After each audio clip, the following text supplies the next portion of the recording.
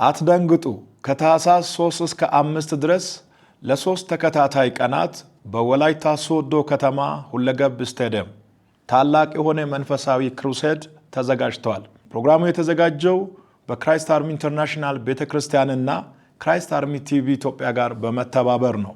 በዚህ ከታህሳስ 3 እስከ 5 ድረስ በወላይታ ሶዶ ከተማ ሁለገብ ስቴዲየም በተዘጋጀው መንፈሳዊ ክሩሴድ በዕለቱ በስፍራው ተገኝታችሁ የእግዚአብሔርን ጸጋ እንድትካፈሉ በኢትዮጵያ በተለያዩ ክፍለ ሀገሮች የምትገኙ ቅዱሳን በሙሉ ተጋብዛችኋል። ከታህሳስ 3 እስከ 5 አርብ፣ ቅዳሜና እሁድ በዋናነት የእግዚአብሔር ወንጌል የሚሰበክ ሲሆን ለታመሙት ይጸልያል። በአጋንንታዊ እስራት ለታሰሩት ሁሉ መፈታትና ነፃ መውጣት ይሆናል።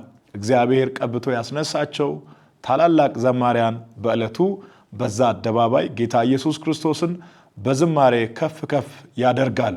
በደቡብና በሰሜን በምስራቅና በምዕራብ የምትገኙ የእግዚአብሔር ቤተሰቦች በእነዚህ 3 ተከታታይ ቀናት እጅግ በጣም ውብና ቆንጆ በሆነች 7 መግቢያ ባላት በወላይታ ሶዶ ስቴዲየም ላይ በሚደረገው መንፈሳዊ ኮንፈረንስ እንዳትቀሩ ሁላችሁም ተጋብዛችኋል። በእርግጠኝነት ሲናገር ከታህሳስ 3 እስከ 5 ድረስ ወላይታ ሶዶ ከተማ ስቴዲየም በቅዱሳን ይጨናነቃል። በተጨማሪም ወንጌልን ለሕይወት ስፖርትን ለጤንነት የተሰኘ ልዩ መርሃ ግብር ከ3ቱ ቀናቶች በአንዱ ለሰዓታት በወላይታ ሶዶ በዋናው አደባባይ ይደረጋል። በዚህ ውስጥ የተለያዩ አክቲቪቲዎች ይኖራሉ።